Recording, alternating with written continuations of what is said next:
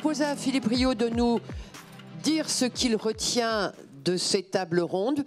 Puis on aura une vidéo, je donnerai la parole pour les mots de conclusion. Je vous en prie. Venez, Monsieur le Président. Allez. Je serai moins seul. Quelle tâche ardue. Ah ouais, non mais vous avez le temps, on a super tenu le temps. Moi on m'a dit qu'il fallait faire très rapide, donc je serai... au moins 5-6 minutes. Très rapide. La synthèse, c'est uniquement sur les 4 tables ou l'intervention qu'il y avait eu avant? De toute l'après-midi, on m'a dit, la journée c'est le président, l'après-midi si c'est toute l'après-midi... Il fait comme il veut, un président, c'est ça? Oui, il fait comme il veut. Moi, je retiens un fort décalage entre les propos de Madame la Ministre et les 4 tables rondes, en fait, fondamentalement.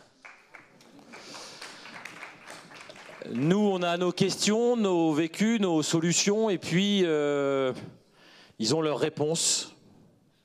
Et en fait, je trouve qu'on a assisté à un après-midi très caractéristique, avec un certain talent de Comment vous dites le mot, la procrastination là? Procrastination. Ben voilà. Il y en a qui ont des talents de repousser à plus tard toujours des choses. Et là, pendant les 4 tables rondes, l'urgence était au rendez-vous. La manière dont les territoires essayent de trouver des solutions.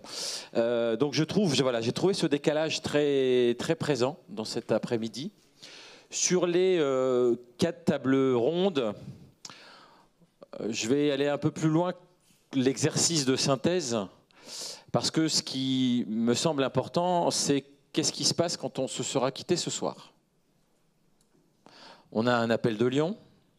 On a, Monsieur le Président l'a dit, une rencontre avec le Président de la République un peu inopportune, mais on va saisir l'opportunité pour intervenir lundi 23, rendez-vous 11h15 au Palais de l'Élysée. Et puis on nous annonce ça devient un schmilblick, un truc là, un CIV, dont on connaît très mal les contours fondamentalement, malgré avoir tendu la main depuis très longtemps. Et pourtant la vie continue et on a 4 thèmes majeurs qui ont été annoncés. Bien évidemment celui de l'emploi, où j'ajouterais juste que dans nos quartiers populaires, on a un enjeu de formation qui est évident. On a quelques interrogations sur la transformation de Pôle emploi en France Travail. Les moyens dédiés à la formation, je dis on est peu ou pas diplômés dans les quartiers. L'accès à l'emploi, c'est d'abord une formation qualifiante qui permet de faire valoir un savoir-faire et un savoir-être. Je trouve qu'on doit continuer à travailler des solutions. Comme sur la question de l'emploi, et ça rejoint ce qui a été dit sur les métiers de la médiation sociale, on a besoin de professionnaliser un certain nombre de métiers. Et on a besoin de mettre à l'étrier. Nous étions beaucoup à penser que... Alors il ne faut pas utiliser le mot parce que c'est pas bien, paraît-il. C'est le mot contrat aidé. C'est pas bien de dire contrat aidé. Idéologiquement, c'est pas bien, ça on l'a compris. Donc il faut dire des contrats accompagnants, des contrats aidants. C'était Eric Orsena qui utilisait ce mot-là. Je dis ça parce que on pourrait imaginer que dans le CIV, on porte l'idée de création de 10 000 contrats aidants ou d'accompagnement. Vous savez, ces contrats qui permettent de ce que l'on a tous connu pour de vrai, qui ont été de vrais c'est des vraies réussites. Or, aujourd'hui, l'étude d'ARES, l'étude de la DARES, mais aussi de la Cour des comptes, montre que les emplois francs sont un échec total et que, en fait, on ne sait pas faire de l'emploi dans les quartiers populaires. On ne sait pas faire de l'emploi, encore une fois, dixit Cour des comptes, quand même, faut se le dire, parce que les dispositifs ne sont pas adaptés à la réalité de terrain. Ça tombe bien, nous on pensait être des courroies de transmission pour faire en sorte que, à partir de nos pratiques, on est tous dans des missions locales, on est tous à travailler à ces questions depuis très longtemps. On a juste un petit savoir-faire qui peut être intéressant pour ces questions de formation, d'insertion, d'emploi. Encore une fois, tous les territoires font œuvre de plein d'imagination, d'innovation sociale en la matière. Et là, comme je dis tout à l'heure, le grand écart est très difficile, mais je pense qu'il faut qu'on continue à travailler cette question-là. Puis moi, quand j'entends qu'il n'y a pas d'argent pour les contrats aidés, un économiste sur France Inter disait que dans ce pays, on donne quand même 1,6 milliard d'euros pour l'exonération patronale pour les salaires 2,5 fois supérieurs au SMIC, ce qui fait à peu près 4 000 euros par mois. On aide pour ce type de salaire. Je pense que là, on pourrait mieux cibler à dépenses constantes. On pourrait mieux cibler sur le fameux contrat aidant et aidé dont on sait qu'à 60% fonctionner, voire même 66% pour les métiers en matière de sport. Sur la jeunesse, on a un débat là qui est permanent. On doit réinvestir ce champ-là et je pense que Ville et banlieue d'ailleurs doit continuer à faire écho aux échanges qu'il y a eu tout à l'heure parce que ça reste une question d'actualité, il n'y a pas de vérité absolue dans cela. Nos services publics en direction de la jeunesse cherchent constamment. On se renouvelle perpétuellement parce que d'abord il y a des jeunesses et elle évolue à une vitesse grand V. Ceux d'il y a 10 ans sont vraiment plus les mêmes que ceux de maintenant et ceux d'il y a 20 ans encore moins. Donc c'est comment nos services publics et le tissu associatif et la démocratie qu'on tente de mettre en place les uns et les autres nous permettent de continuer à mettre ça sur l'établi, enfin, voilà, sur l'atelier. En matière de tranquillité publique, la question de la doctrine policière se pose, je le dis avec ces mots-là, mais on a dit qu'il fallait mieux adapter, mieux former, faire autrement. Alors on ne va pas faire les anciens combattants de dire qu'avant c'était mieux avec la police de proximité, mais quand même on se réinterroge tous sur cette question-là. Comment faire autrement? Et puis quand on se regarde des expériences qui se sont faites jour, et ben on se dit il faut réinterroger cela. Nos pouvoirs sont pour le moins limités en la matière sur ces questions-là, même si les uns et les autres ont mis en place des dispositifs de police municipale, de sécurisation de voies publiques, qui n'est pas dénué de sens, hein, loin de là. Et puis ces métiers de la prévention. Je parlais tout à l'heure des éducateurs de rue, des éducateurs spécialisés qui ont été laminés ces 20 dernières années. On a parlé de médiation sociale, et bien tout ça, ce sont des métiers du lien, des métiers du care, qu'il faut véritablement réinventer en masse. Et notre pays, je crois, a les moyens, et ce n'est pas un luxe, que de réinvestir ces métiers-là. Sur la transition écologique, moi j'ai retenu, et c'est peut-être là aussi, il faut qu'on s'engouffre, du débat en rue 3, on continue la rénovation durable. Je rappelle quand même que s'il n'y avait pas eu l'ANRU, il n'y aurait pas eu... Quelqu'un a le chiffre de nombre de réhabilitations dans l'ANRU? 500 000? C'est un acte, en tout cas l'ANRU en matière de réhabilitation, c'est un acte majeur de rénovation thermique et donc de lutte contre le réchauffement climatique. C'est le plus grand plan en fait de lutte contre le réchauffement climatique à travers ces réhabilitations, même si elles sont faites à un temps où la réglementation n'était pas celle qu'elle est aujourd'hui et n'est pas celle qu'elle devrait être demain, compte tenu de l'accélération. Mais force est de constater que nos quartiers populaires ont été... on fait l'objet de réhabilitations extrêmement lourdes et extrêmement intéressantes. Et puis, je pense qu'on a aussi toute notre voix à porter dans le projet de loi qui est annoncé sur les copropriétés dégradées, issu des travaux que notamment Olivier Klein a menés avec le CNR Logement. Patrick Vergrit, le ministre du Logement, annonce... premier semestre pour faire large, on espère premier trimestre 2024. Actuellement, je crois que c'est demain ou après-demain, le projet de loi est déposé à la Commission nationale des normes, je crois, pour valider un certain nombre de points juridiques. On entend parler de syndic public d'intérêt général, ce que nous portons pour ceux qui sont très concernés par les phénomènes de coprodégradés depuis très longtemps. Et je crois qu'on doit se mêler de cette affaire.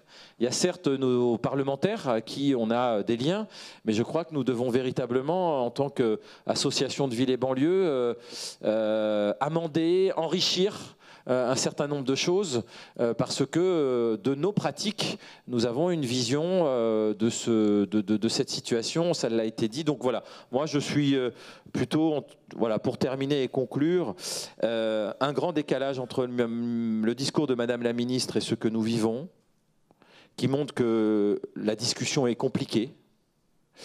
C'est pas nouveau, mais pour moi, ça se confirme.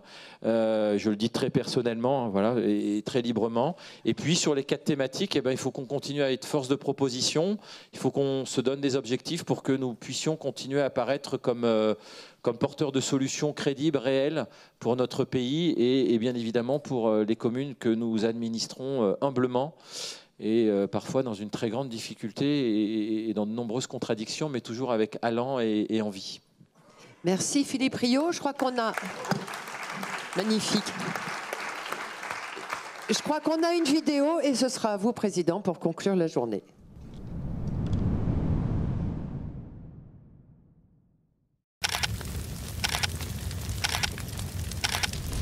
Des commissariats qui brûlent et des jeunes en colère. Depuis 40 ans, ce sont trop souvent ces images-là que l'on a en tête quand on pense aux banlieues. Mais à Ville et banlieue, ce n'est pas ça du tout que nous avons en tête. Mais notre place, toute notre place, est ailleurs. Elle est dans la définition de notre réalité, dans la réhabilitation du concept de banlieue. Trop souvent est montré du doigt certains faits qui sont bien réels, mais qui ne sont pas la généralité de nos quartiers. Nous, on voit 40 ans de politique de la ville menée auprès des plus hautes instances étatiques. C'est quand même des premières fois où on arrive à faire ça, à se mettre d'accord. C'est vraiment, pour nous, très important. Et au plus près des habitants. De permettre que chacune et chacun puisse vivre la liberté, l'égalité, la fraternité. On voit des quartiers qui changent. Allez ma petite, hein? Tu vas pousser quand même. Des jeunes qui, quand on leur donne le pouvoir d'agir, agissent. Depuis 40 ans, partout en France, des graines ont été semées. Elles ont germé. À Allonne, les conditions étaient réunies pour que Mourad El-Mrini devienne artiste, danseur, chorégraphe.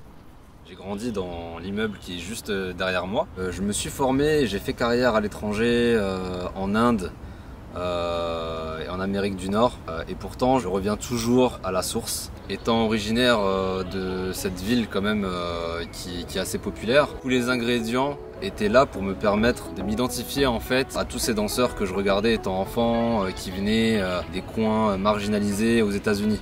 La ville d'Allonne m'a nourri et me nourrit toujours en fait, à travers la politique, à travers l'éducation, à travers les arts aussi. À Paris, grâce au projet AVEC, Jacques Moncanga peut se mettre au service des chercheurs d'emploi à longue durée. Ces projets, je les porte beaucoup dans mon cœur parce que c'est aller vers les autres, aider les autres qui ont perdu l'espoir. Les guichets ils sont dans les structures, mais moi j'y ramène les guichets dans la cité. C'est-à-dire que les gens ils viennent facilement vers moi et on crée une relation de confiance comme une famille. J'arrive aujourd'hui à les aider à arriver à leur fin. À Rezé, Samy Mariac peut agir pour la cohésion sociale à travers la boxe. Donc les valeurs humaines, c'est le respect de son adversaire. Donc à travers ça, on peut développer aussi beaucoup de choses. On travaille sur la confiance en soi, la confiance en l'autre. Mais on ne peut pas travailler si on ne respecte pas son adversaire. Si on le frappe fort, etc., personne ne va travailler des deux. Donc on a des personnes qui habitent en pavillon, pas loin du château, qui sont licenciées au club. Des plus jeunes, des plus vieux, etc., aussi, qui sont mélangés. Et ça nous permet aussi, à travers le sport, d'avoir ce mélange, cette mixité sociale qui est assez intéressante parce que ça crée des liens. À Bègles, on a mis en place les conditions pour qu'Angelina puisse devenir une citoyenne engagée. Alors, je m'appelle Angelina, j'ai 8 ans. J'habite à la résidence Prestores depuis 6 ans. Je vais à Remue-Ménage le lundi et le jeudi. Je suis déjà partie jardiner au petit jardin. Et à Pâques, j'ai rapporté des fleurs pour chez moi. Dans la Tour Eiffel, on pourra aussi mettre un endroit pour que les parents parlent avec les autres parents, pour qu'ils boivent du café, pour qu'ils deviennent un peu amis, quoi. Moi, j'aime bien être un peu avec les vieilles dames des goélands. Vous ne dites pas. C'est un groupe de grand-mères et de grands-pères qui jouent aux cartes. Quelquefois, je joue aux cartes avec eux et j'adore y aller. Alors, les banlieues ne sont pas le problème, elles sont la solution. Les villes de banlieue, c'est la richesse des cultures qui se rencontrent et qui créent des ponts entre elles. Et pour moi, c'est l'opportunité de célébrer le vivre ensemble. Les banlieues ne sont pas le problème, elles sont la solution. Depuis 40 ans, c'est le message porté par l'association Ville et Banlieue. Depuis 40 ans, ce sont les actions menées par les maires de Ville et Banlieue.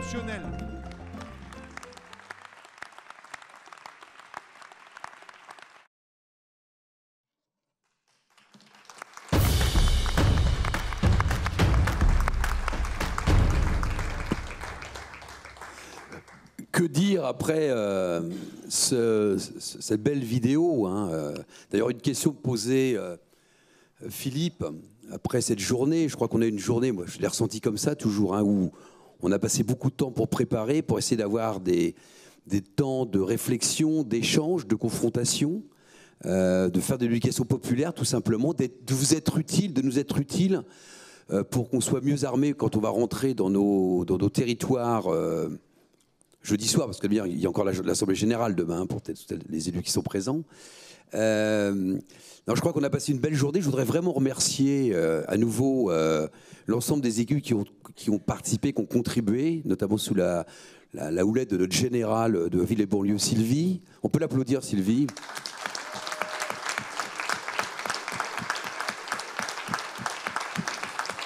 Qui a été accompagné de toute une série de personnes. Hein, et je voudrais aussi remercier nos deux journalistes animatrices des tables rondes de ce matin et cet après-midi, parce que c'est important d'avoir des gens qui un peu nous poussent un peu dans nos retranchements par rapport à...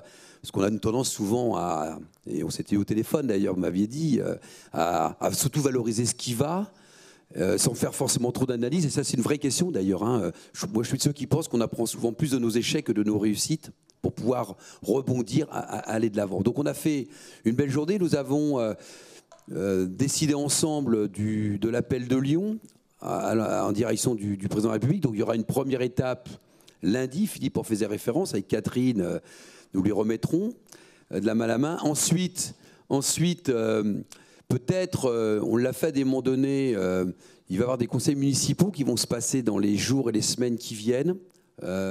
Si on avait dans l'ensemble des villes qui sont présentes ici, mais y compris d'autres villes, qu'on reprenne en vœu cet appel de Lyon, c'est pas mettre qu'un truc de plus dans nos séances de conseil municipal, mais c'est surtout permettre d'avoir le débat dans nos territoires. Parce que la question de la poursuite, c'est... On va continuer, on va amplifier, on va travailler aux solutions, aux propositions, on va interpeller, on va participer aux réunions, on va aller là où nous sommes invités.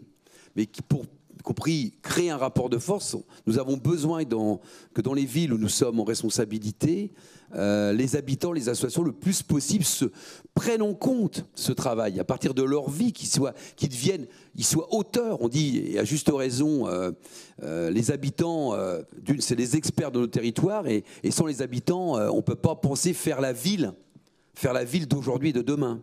Et donc, y compris cet appel de Lyon, faut que nous réfléchissions comment on lui donne de la suite, qui ne reste pas uniquement un courrier qu'on va donner, un appel qu'on va donner au président de la République lundi, mais qu'on utilisera, y compris dans le CIV le 27, 3 petits points s'il est maintenu.